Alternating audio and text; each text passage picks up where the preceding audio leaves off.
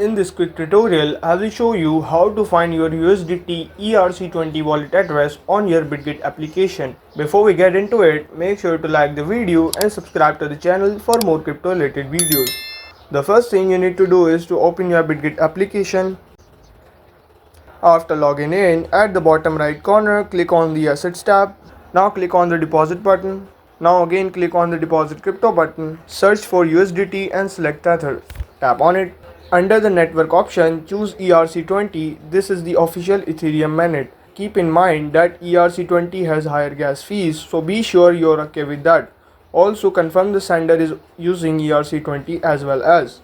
Tap on it, ERC20. Now you will see your wallet address and QR code. Tap copy to copy the address or scan the QR code with your wallet app.